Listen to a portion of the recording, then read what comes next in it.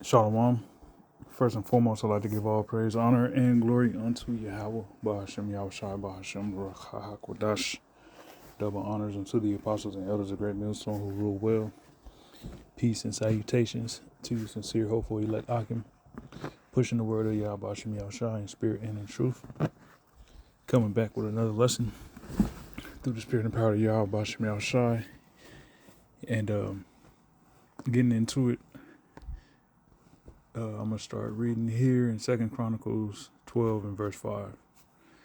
It says, Then Shemaiah the prophet, then came Shemaiah the prophet to Rehoboam and to the princes of Judah that were gathered together to Jerusalem because of Shishak, and said unto them, which Shishak was a king, was a pharaoh of Egypt, all right, and said unto them, Thus saith Yahweh, ye have forsaken me, and therefore have also left you, therefore have I also left you in the hand of Shishak.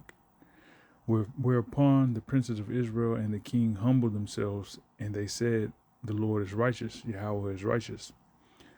And when Yahweh saw that they humbled themselves, the word of Yahweh came to Shemaiah, saying, They have humbled themselves, therefore I will not destroy them, but I will grant them some deliverance, and my wrath shall not be poured out upon Jerusalem by the hand of Shishak. Nevertheless, they shall be his servants, that they may know my service and the service of the kingdom of the countries. All right. So the point is here in verse 8.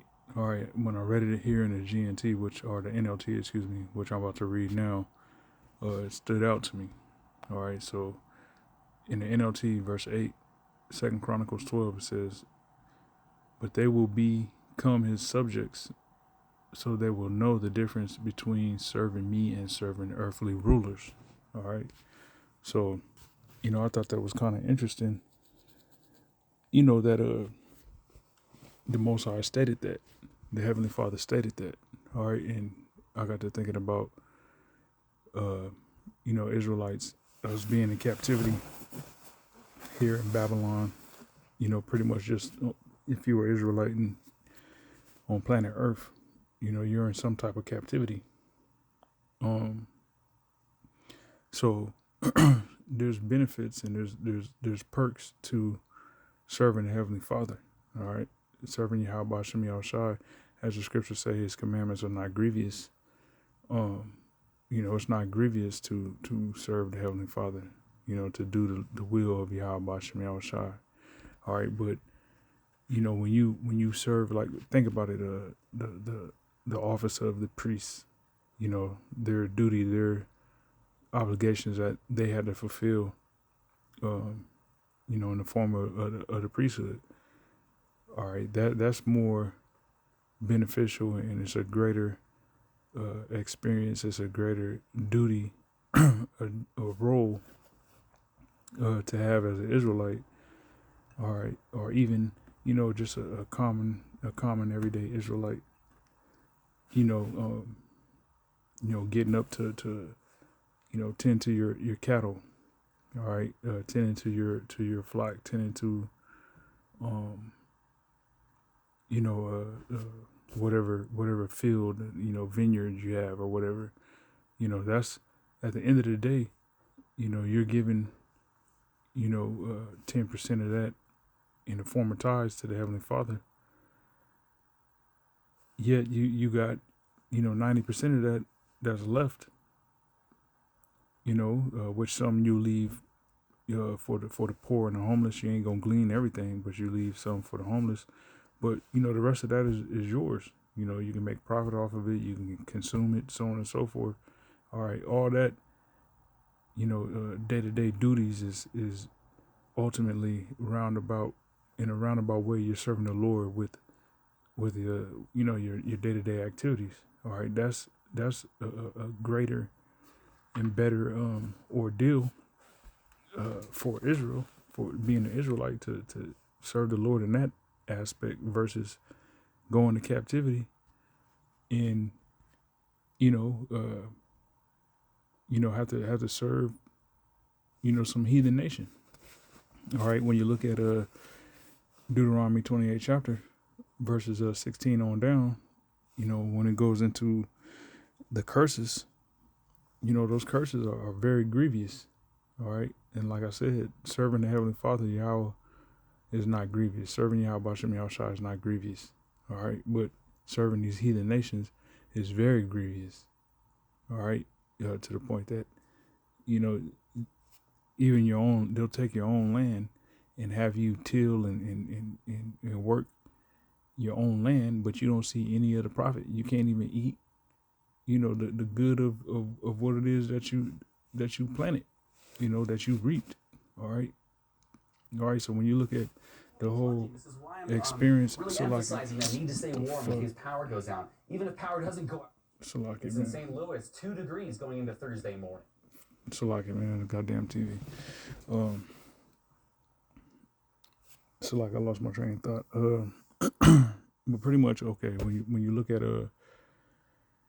the experience, when you recollect and reflect upon, the Israelite experience, of being in America, is grievous. It's not a joyous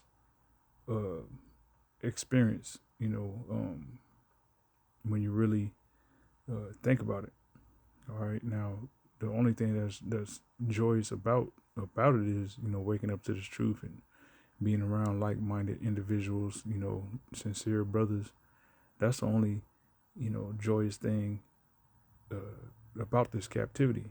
But this has been a very bitter captivity. Okay, as the scriptures say, with much wisdom is much grief. Like we're not physically getting beat, like we were in the ancient world, not the ancient world, excuse me, in physical captivity here in America, getting lynched and beat, so on and so forth. That's not the case. However, just the economic and financial burden that's put upon you just being in this captivity is ridiculous. Okay, so when you really think about it, man, serving the Lord is a far better ordeal than serving earthly rulers.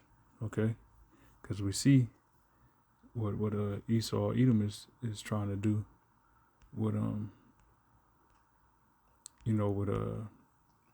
with his technocracy and things of that nature. All right. So let me grab Jeremiah 29 and verse 11. Jeremiah 29 and 11. It says, "For I know the thoughts that I think toward you, saith Yahweh, thoughts of peace and not of evil, to give you an expected end." All right. So the Lord has an expected end for us, the nation of Israel, man. All right. It's only going to be so long until, the Lord makes good on his promise and promises, should I say, because, it's a plethora of promises that the Lord has promised that he's going to make good on. All right. And the first and foremost, salvation. Okay. The Lord knows the day and hour. I'm talking about the Heavenly Father, Yahweh. He knows the day and hour in which he's going to allow his son, Yahweh Shai, to return, to deliver us out of this captivity. Okay. So there surely is an expected end. And, brothers is maintaining their faith and hope in that. Okay. So it ain't going to be like this forever. All right. We ain't going to have to, for all eternity, serve earthly rulers. Okay. So let me see. All right, the 9th chapter. All right, Daniel 9. and verse 10. It says, neither have we obeyed the voice of Yahweh our power to walk in his laws, which he set before us by his servants the prophets. Okay, and the reason why we even have, to be in a position of serving earthly rulers is because we didn't listen, to the laws. We didn't hearken to the laws and walk in the laws of Yahweh Hashem Yahushua. We didn't listen to his servants, the prophets. All right. As a nation, we just, we fell away from doing what was right. When you read Second Chronicles, it goes into Jeroboam and Rehoboam, and Rehoboam only did, if I'm not mistaken, I believe it was Rehoboam or Ahijah. I can't remember, but one of them only did the right thing for like 3 months. Or 3 years, excuse me. For 3 years, they they served the Lord, and then after that, they just, started getting into worshiping the devil, these devils and idols, and the bull and the cat, all that, they incorporated all that into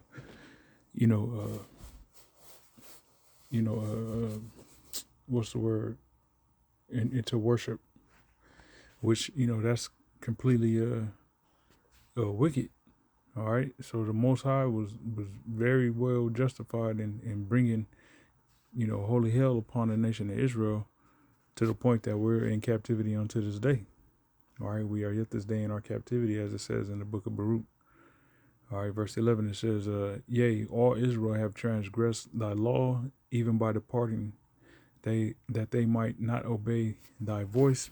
Therefore, the curse is poured out, the curse is poured upon us, all right, like I mentioned in Deuteronomy 28, and the oath that is written in the law of Moses, the servant of the Most High, because we have sinned against him.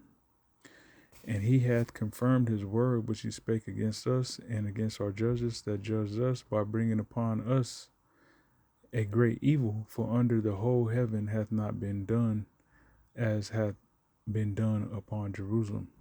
All right, so there ain't never been a captivity as gruesome and crucial set upon a nation of people as the Israelites have went through. All right. As it is written, verse 13, in the law of Moses, as this all this evil has come upon us, yet made we not our prayer before Yahweh our power, that we might turn from our iniquities and understand thy truth.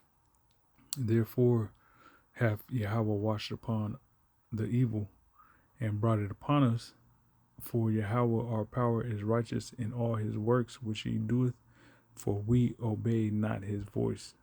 Okay, so us not obeying the voice of the Heavenly Father, caused us to be in the predicament that we're in, being that we're in captivity, and have had to serve multiple earthly rulers. Every nation has had Israelites in captivity at some point in time. All right, but as I read in Jeremiah 29:11, the Lord has an expected end for us. Okay, and this captivity should serve the purpose of